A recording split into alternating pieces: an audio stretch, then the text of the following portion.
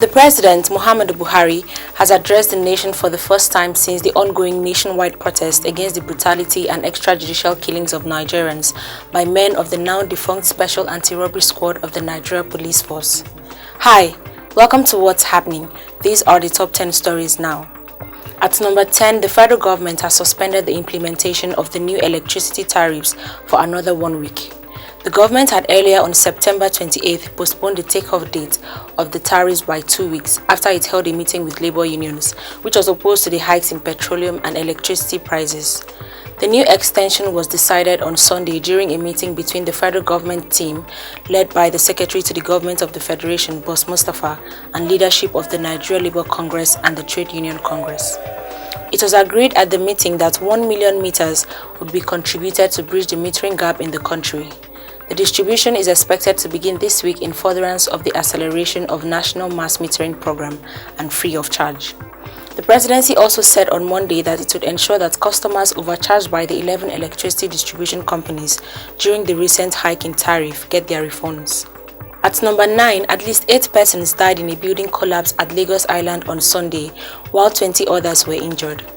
The collapsed building, located at number 60 Odo Street, Obalende, Etiosa local government area, is a 3-story building that was still under construction. Confirming the incident, Nusa Okumbo, the spokesperson of the Lagos State Emergency Management Agency, said the cause of the collapse is unknown.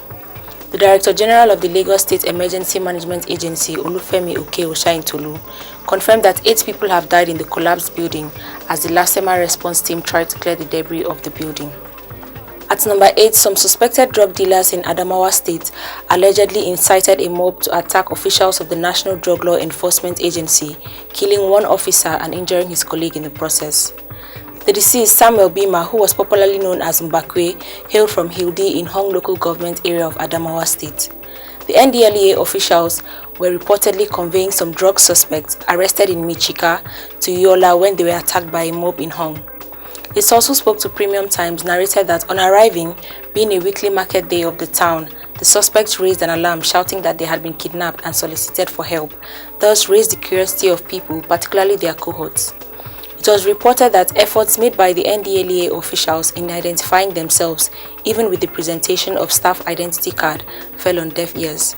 The mob descended on them with dangerous weapons, killing 1 of the officials on the spot, and afterwards set his lifeless body on fire. The other official was macheted and sustained high degree of injury.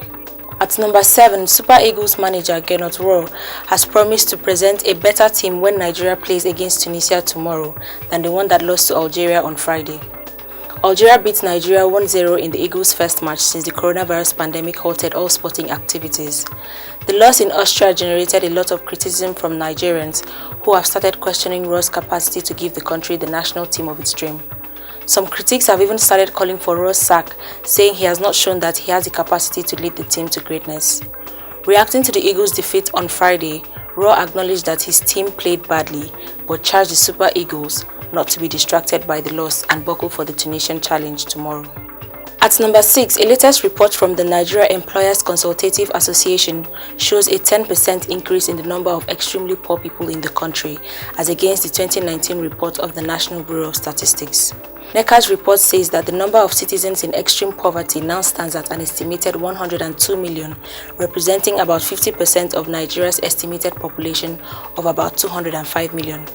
This is coming as the World Bank forecasts that global extreme poverty is expected to rise in 2020 for the first time in over 20 years as the disruption of the COVID-19 pandemic compounds the forces of conflict and climate change, which were already slowing down progress in poverty reduction efforts around the world. At number 5, a bill seeking the legalization and usage of industrial hemp plants for medical and scientific research is presently before the House of Representatives. The bill, which was presented by Honorable Princess Miriam Onoha, representing Okigwe North, Imo State, has passed the second reading. The development was revealed by a legal practitioner, Dr. Tonye Jaja, during a media briefing organized by Grow Can Africa in Abuja on the benefits and opportunities of cannabis plant and CBD oil. This is just as experts from Canada have started pushing for the cultivation and development of non-intoxicating cannabis, CBD oil and industrial hemp markets in the country.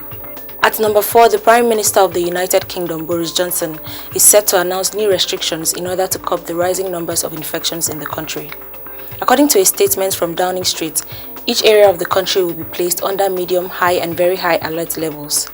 Italy, one of the worst-hit European countries during the first wave of the pandemic, is expected to impose new rules this week after Sunday saw the highest increase in coronavirus patients entering the intensive care since March 31st. Last Thursday, the country mandated wearing of face masks outdoors.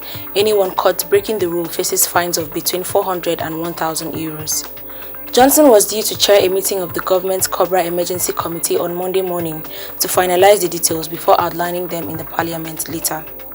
At number 3, despite the dissolution of the Special Anti-Robbery Squad of the Nigeria Police Force, NSAS protesters hit the Lekki tollgate section of the Lekki-Epe Expressway, Lagos State on Monday morning to resume demonstrations.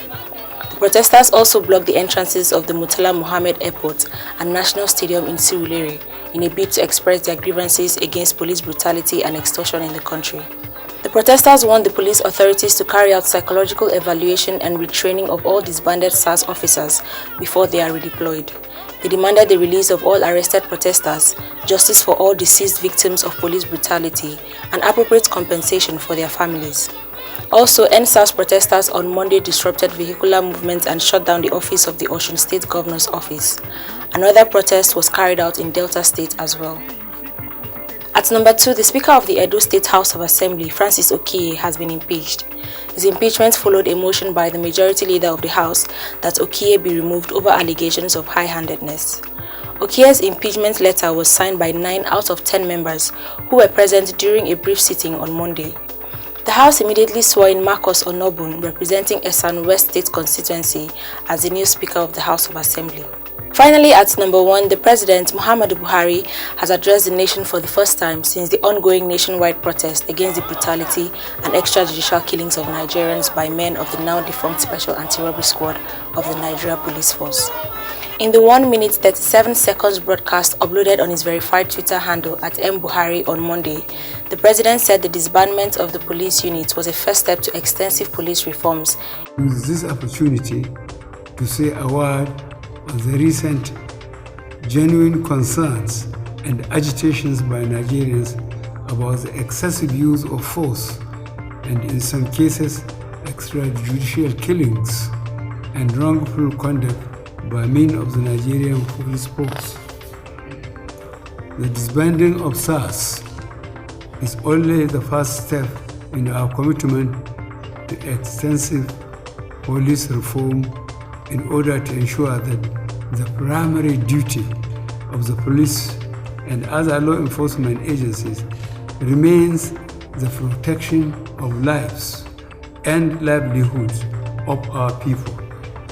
We will also ensure that all those responsible for misconduct or wrongful acts are brought to justice.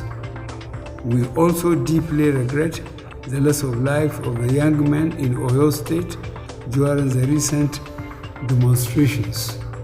I have directed that the circumstances of his death should be thoroughly investigated.